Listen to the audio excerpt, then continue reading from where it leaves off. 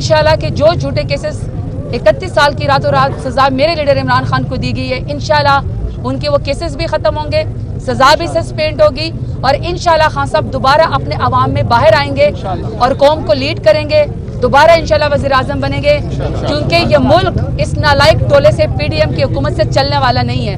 अगर इनसे मुल्क चलाया जाता तो फिर पंजाब असम्बली के सामने हमारे जो इज़्ज़तदार, जो हमारे गंदम उगाने वाले, जो हमें रोज़ी रोटी का साल का बंदोबस्त करते हैं, ज़मींदार किसानों के ऊपर लाठी चार्ज करके वाटर कैनन का इस्तेमाल ना होता, उनके ऊपर दहशतगर्दी के FIR ज़मींदारों के ऊपर ना की जाती।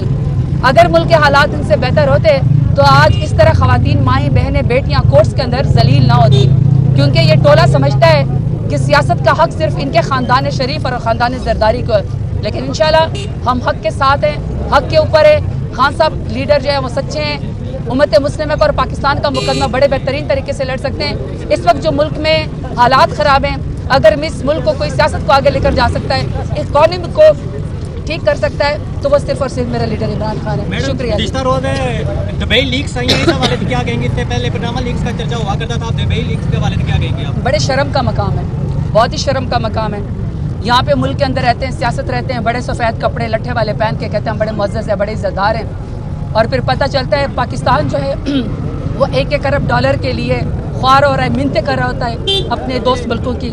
और हमारे यहाँ पे हुक्मरान जो है माशाल्लाह से उनकी दुबई के अंदर इतनी जायदाद है, $13 अरब के निकल आती है। मेरे ख्याल में ये बड़े शर्म का मकाम है। क्या कर रहे हो भाई आप? ठीक है जी। तो मैम इसके अलावा ये है कि वो कहा जा रहा है कि खान साहब जो तरीके आपके लोग वर्कर हैं, क्या आप माफ़ी मांगे? इस हवाले से आपका क्या मौक़िफ़ है? क्या माफ़ी मांगनी चाहिए या क्या कहेंगे?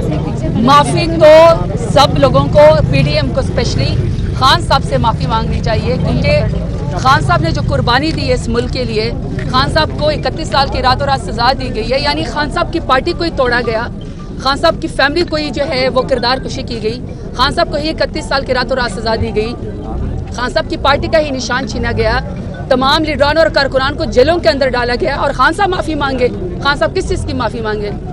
मैं तो हमेशा ये कहती हूँ कि हमें खान साहब से माफ़ी मांगनी चाहिए कि आपने पाकिस्तान की सबस पासपोर्ट का और आपने पाकिस्तान के इंडिपेंडेंट फॉरेन पॉलिसी का और हमारी इज़्ज़त नफ्स का, आपने हमारी खुददारी का मुकदमा लड़ा, और इस कौम ने, कुछ लोगों ने आपको अपनी कुर्सी की खातिर जेल की काल कोठरी के अंदर डाल दिया। खान साहब जैसे बड़े लीडर के साथ हमारा मुल्क इंसाफ नहीं कर सका। इंसाफ करना चाहिए तो माफ़ी तो PDM को मांगनी चाहिए। खान साहब किस बात की माफ़ी मांगे? खान साहब तो खुददार हैं, इज़्ज़तदार है, बहादुर हैं। अगर खान साहब ने नवाज शरीफ की तरह 50 रुपये के या 150 रुपये के स्टाम्प पेपर के ऊपर जो है वो जाना होता, प्लेटलेट्स गिरा के, अगर कोई मुआहिदा करना होता या शहबाज शरीफ की तरह कार की डिग्गी में जाना होता, तो आपके ख्याल में खान साहब इस तरह खुददारी का या पाकिस्तान का मुकदमा लड़ सकते थे? तो माफ़ी तो उन लोगों को माफ़ी मांगनी चाहिए, खान साहब से तो माफ़ी बिल्कुल नहीं बनती, क्योंकि खान साहब तो खुददार लीडर है, बहादुर लीडर है, और यहीं पर जेल के अंदर रह के पाकिस्तान का मुकदमा लड़ रहे हैं।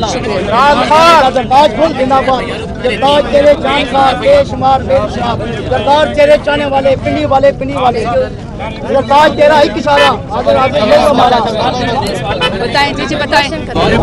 खान साहब एक तरफ कहते हैं मैं माफी नहीं मांगूंगा, दूसरी तरफ कह रहे हैं कि मैं आर्मी की खत लिखूंगा, और एक मुलाकात की कमेटी भी तश्कील देते हैं। एक चीज कहते हैं, दूसरी तरफ दूसरी चीज नहीं। आपका क्या मतलब है कि पॉलिटिकल पार्टी पॉलिटिकल डायलॉग न करे? पॉलिटिकल पार्टी किसी को क्या खत नहीं लिख सकती है? क्या वो बता नहीं सकती है? पहले जज साहिबान को खत चीफ जस्टिस को लिखा था ना, बताया गया था कि मुल्क के अंदर नाइंसाफ़ी हो रही है, मुल्क के अंदर ख़वातीन, माओं, बहनों, बेटियों को सड़कों के ऊपर घसीटा जा रहा है, सज़ा दी जा रही है, हर शख्स के ऊपर FIR की हुई है।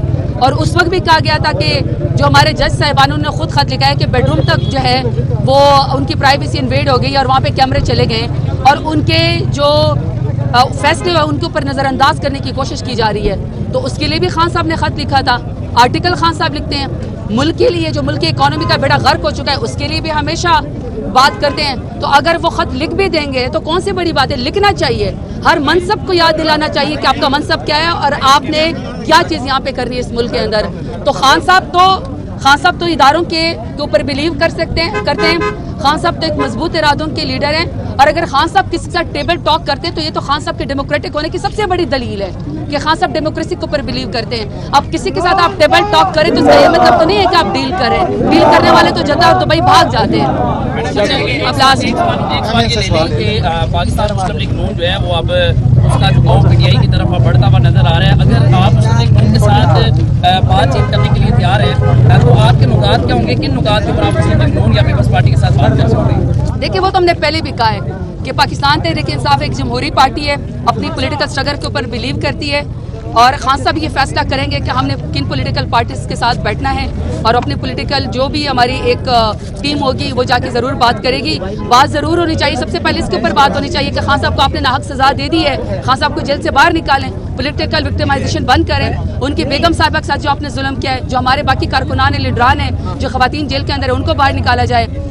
दूसरी टेबल टॉक पे ये बात करनी चाहिए कि आवाम का मैंडेट वापस करें। आपने फॉर्म 47 वालों को ज़बरदस्ती फॉर्म 45 वालों के सर के ऊपर सवार कर दिया है और उमूर मुमलकत उनसे चलते भी नहीं जा रहे। तो मैंडेट की वापसी, इंसाफ की वापसी और दूसरा ये कि हमारे असीरान इंक्लूडिंग खान साहब के सबको बाहर निकाला जाए, इसके ऊपर ज़रूर बात होनी चाहिए। शुक्रिया जी।